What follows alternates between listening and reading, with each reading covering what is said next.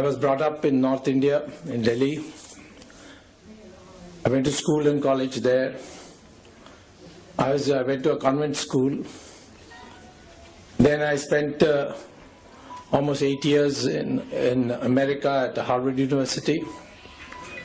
And by the time I came back to India, I was almost 30 years. So with absolutely no contact whatsoever, I had not even heard his name till 1968. It was a chance meeting.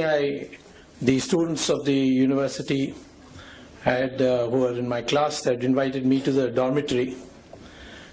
And one of them was an Indian. And he asked me whether I would come to his room before going to the function. So I went to his room. On the television was a photograph where I saw a beaming face, and I said, "Who is he?" He said, "He's the Shankaracharya of Kanchi." But nothing more happened, but that image etched in my mind for some reason. And the next time I saw Paramacharya's vision, I can say, his picture, was when I was coming in during the emergency from the United States to make a daring entry into Parliament and then disappear again if I could. And at that time I was a proclaimed offender. My name had been sent to the Interpol for a watch-out notice.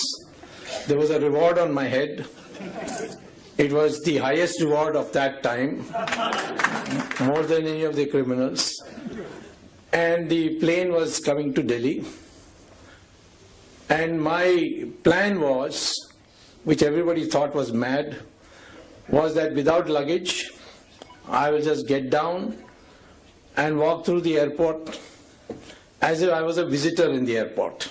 Of course, I was dressed in kurta pajama, looked like a youth congress ruffian. And I got down.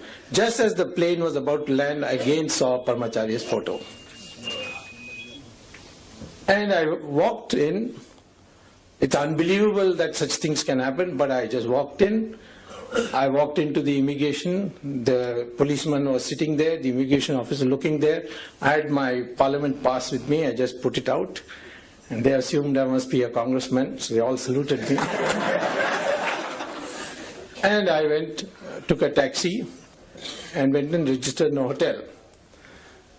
After that, of course, after a few days, I went into Parliament and again disappeared and went back to the United States. But I made one resolve, that I must one day go and see him as soon as the emergency is over. I had no idea emergency would get over so soon. But I made a decision. So when in 1977 the Janata had come to power, the Tamil Nadu elections to the assembly took place after the parliament election. So I was on a tour and I was passing through near Kanchipuram and I saw a hut and lots of cars and people. So I asked my party people, what is going on here? He said, no, the Paramacharya is sitting here. He's not in his mud, but he's in this hut. So I said, oh, then let me go and see him. So I went there and he was sitting there, a lot of people were there. There was a well also between us and him.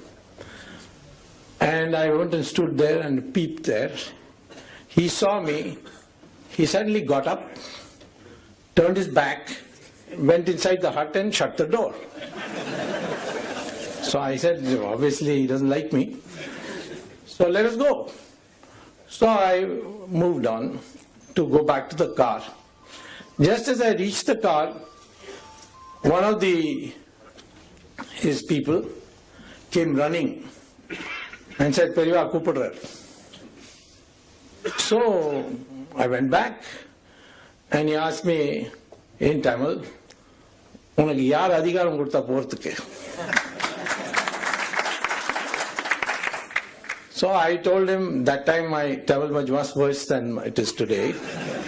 I told him, "Ninga ulla poitel, kadavu muditel, pidikadhu nenichu naan kalambiten."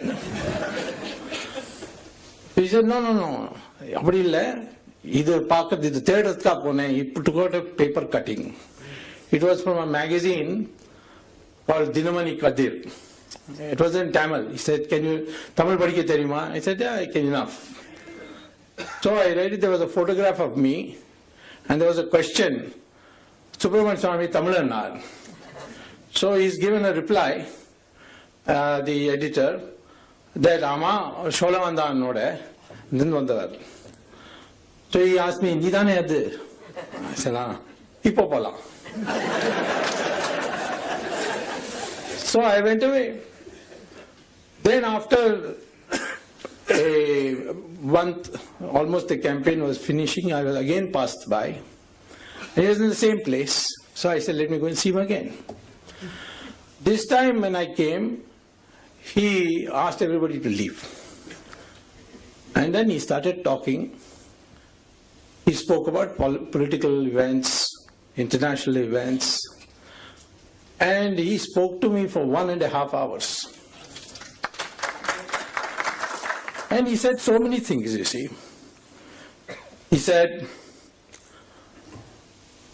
"Will you be a minister?" Because I had not become a minister, and I was very unhappy I was not a minister. I was the leading campaigner against the emergency and the Janata government because of personal animosities of some people. I was blocked from becoming a minister. So obviously it was on my mind, but he read my mind. He said, "Did you minister idea?" I said, "No." "Padavi pinnala varum. Nee padavi pinnala odada, padavi pinnala varum." And I followed that after that. And I'm telling you, that's why in politics I give everybody tension, but I have no tension.